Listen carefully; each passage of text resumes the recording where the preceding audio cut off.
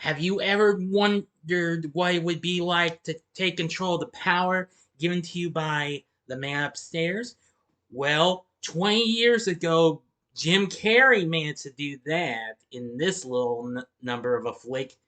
Prepare yourselves as I review Bruce Almighty, which is celebrating its 20th anniversary this year. Best days, entertainment rankings and reviews.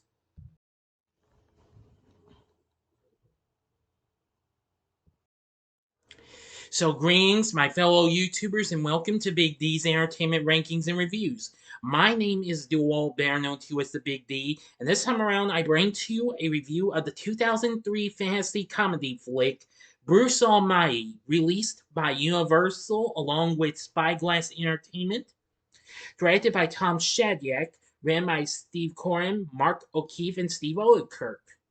The film stars Jim Carrey as the titular character, a down on his luck television reporter who complains to God that he is not doing his job correctly and is offered the chance to try being God himself for a week. It also includes Jennifer Aniston, Phillip Baker Hall, and Steve Carell, although he's credited as Stephen Carell in the film.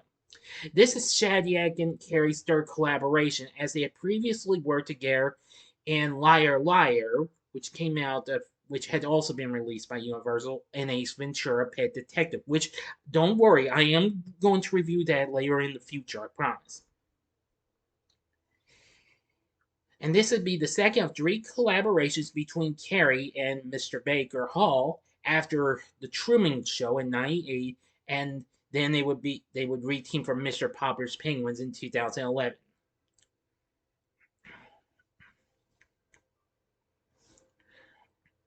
Apparently, while this may have gotten mixed reviews and what have you, but it was a big opener when it opened on this day, May 23rd in 2003. Henceforth, today is the film's 20th anniversary.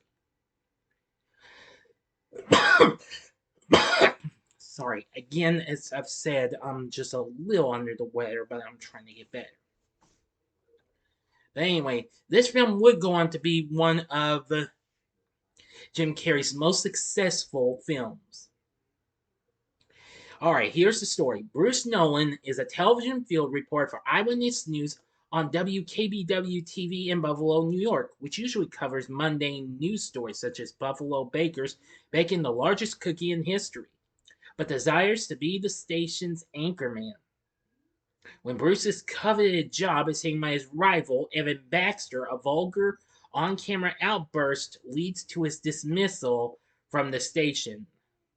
After a series of misfortunes, Bruce complains to God that he's the one that should be fired. Bruce receives a message on his pager, which takes him to an empty warehouse where he meets God. God offers to give Bruce his powers for a week, under two conditions. Bruce can't tell anybody he's God in order to avoid the media attention, nor can he use the powers to alter free will. Bruce at first uses his powers for personal gain, such as getting his job back, exacting revenge on a street gang that bullied him earlier, and impressing his girlfriend Grace Connolly. He also causes miraculous events to occur at otherwise mundane events that he covers, such as discovering Jimmy Hoffa's body during a segment on police training, or causing a meteor to harmlessly land near a cook-off, earning him the nickname Mr. Exclusive.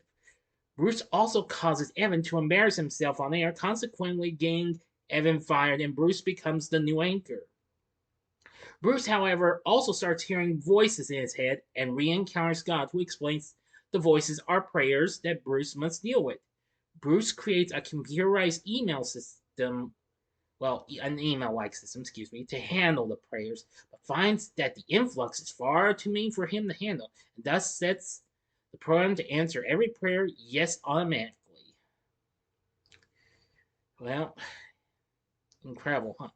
During a party celebrating Bruce's promotion, Grace finds Bruce kissing his co-anchor Susan Ortega, whom forcefully comes on to him, and quickly leaves. Bruce tries following her, and then using his powers to convince her to stay, but cannot influence her free will. Bruce later discovers that Buffalo has fallen into chaos due to his actions, Parts of the city believe the apocalypse is nearly upon Earth due to the meteor strikes, while a large number of people, all having prayed to win the multi-million-dollar lottery and received only $17 in return, have started rioting the streets. Bruce returns to God, learning he cannot solve all the problems and so must figure a way out on his own. Now for the ending, you know the procedure. 5 seconds to stop this video. Go to the description box below. Fast forward to the time below. As I count down, if you've seen the movie already, please continue. Okay, you've been warned. Bruce thus starts helping others without divine powers, including giving Evan his job back. As he returns to his computer at home and goes about answering prayers, he finds one from Grace wishing for his success and well being. Another prayer from Grace immediately arrives, this one wishing not to be in love with him anymore to avoid further pain.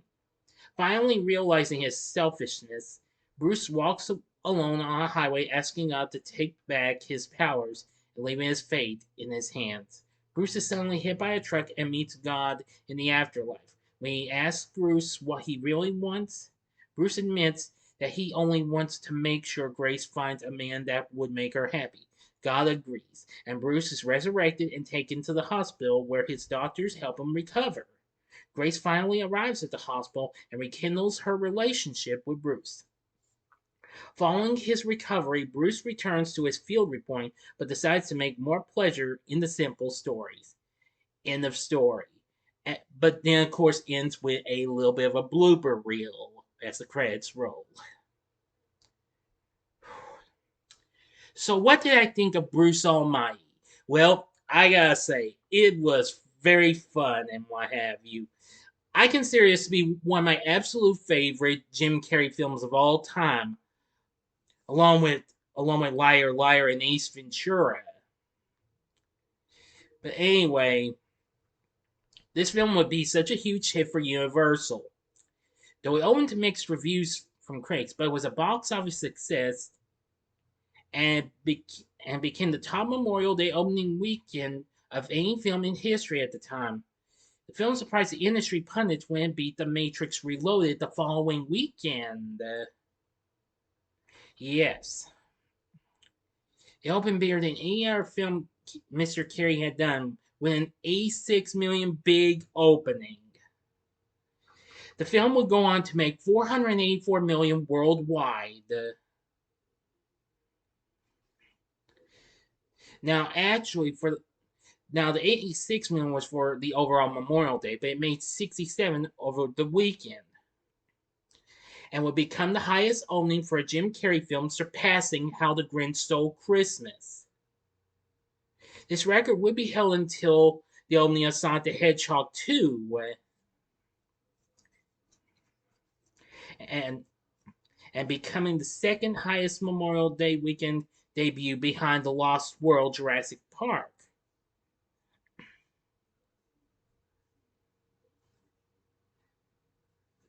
So anyway, this was just so incredible.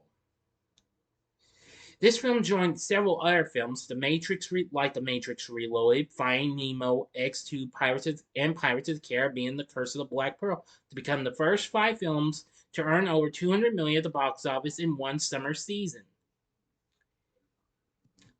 It would become the highest grossing film for actually both Jim Carrey and Jennifer Aniston, as well as the 5th highest grossing film of 2003. The film got mixed reviews, as I've said. According to Rotten Tomatoes, they say Carrey is hilarious in the slapstick scenes, but the film gets bogged down in treacle. Or treacle. I'm sorry if I mispronounced it. But it's true. Mr. Carrey is certainly very funny with his humor and what have you. Absolutely, really, really funny. Roger Ebert gave the film 3 out of 4 stars and calling it a charmer, the kind of movie where Bruce learns that while he may not ever make a very good God, the experience may indeed make him a better television newsman. He even praised Aniston's performance, and he says Aniston as a sweet kindergarten teacher and fiance shows again after The Good Girl that she really will have a movie career. Variety gave the film mixed review, saying there's remarkably little done with a premise snatched from high concept heaven, and yet another file to the growing cabinet of under-realized comedies. The LA Times unfortunately, called it not so mighty. Unfortunately, it also sparked controversy as it was banned in Egypt and Malaysia. Yeah, because of its reason why it was banned in Egypt because of its portrayal of God as an ordinary man, and bans in both Egypt and Malaysia were eventually lifted after the nation's censorship boards gave the film their highest rating, 18 PL, in the case of Malaysia. Yeah. Nevertheless, it went on to win some awards, including a couple at the ASCAP Film and Television Music Award. Let's see. And Jim Carrey won a Kids' Choice Award for Favorite Actor. He was nominated for Favorite Movie, but it lost. Carrey also won the Choice Actor for Movie Actor for a Comedy and for the Teen Choice Awards. But overall, I still think the story was pretty good and what have you. Now, as for our cast, aside from Jim Carrey and Jennifer Aniston as Bruce and Grace, they were absolutely really good. But I also gotta give credit to Morgan Freeman. He was absolutely really good as God. He really gave it to Carrey when they first go face to face. And what have you. I really enjoyed that. Now, Steve Carell appears as Evan Baxter, or in one scene, Bruce calls him Evan Backstabber, which that was pretty funny. Now, of course, the following year, Carell would go on to play Brick Tamlin in Will Ferrell's big hit, Anchorman, The Legend of Ron Burgundy. Let's see. And Catherine Bell played Susan Ortega. Wasn't too bad. Let's see. Phillip Baker Hall played Jack Baylor. And Lisa Ann Walter played Grace's sister Debbie. So anyway, yeah, the cast wasn't too bad. We also even get a cameo from Tony Bennett himself. I also liked what he did with the dog and what have you, how it could use the cannon and what have you. Incredible, huh? That was so crazy. But even so, I thought Bruce Almighty was a hysterically fun-filled, heavenly thrill ride in ways. So, the cast was pretty good too. The score was done by John Dabney, who did a very good job as well. Yeah, because it had some pretty good tunes and what have you, including the Elvis versus JXL take of Elvis's hit A Little Less Conversation. Incredible, huh? And lots of other, and a few other popular songs. Plus some of Dabney's well-owned songs from the score. Anyway, Bruce Almighty was so big. 4 years later, Universal would do a sequel, well, a spin-off sequel called Evan Almighty, which I'll be reviewing that in the next video, focused on Carell's character, which would be a little different, which his character would be much more different than in this movie, and Freeman would reprise his role as God. But I'll talk more about that when I review it. So overall, with everything said, it has a good score, a really good, great cast, a pretty good story, and all that jazz. So overall, would I recommend Bruce Almighty? I'll say it's in a nice way. Heck yeah. Definitely. This is worth looking into. I think you'll really like it if you haven't seen it yet. This is one that you will not be disappointed with. I hope. So what did you think of Bruce Almighty? Let me know in the comments section below. If you like this video, click the like button, subscribe, and be a part of the Big D Nation. Join me next time when I bring to you a review of the film I was just talking about, Evan Almighty. So, If you enjoy this, check out my reviews of these other two films. And if in the upper left-hand corner is my review of Jim Carrey's second collab with Tom Shadyac. And that would be Liar Liar from 1997. In the upper right hand corner, this is my review of a film that I sort of consider to be a precursor to this, only except it involves spreading God's word, and that would be Oh God from 1977 with George Burns and John Denver.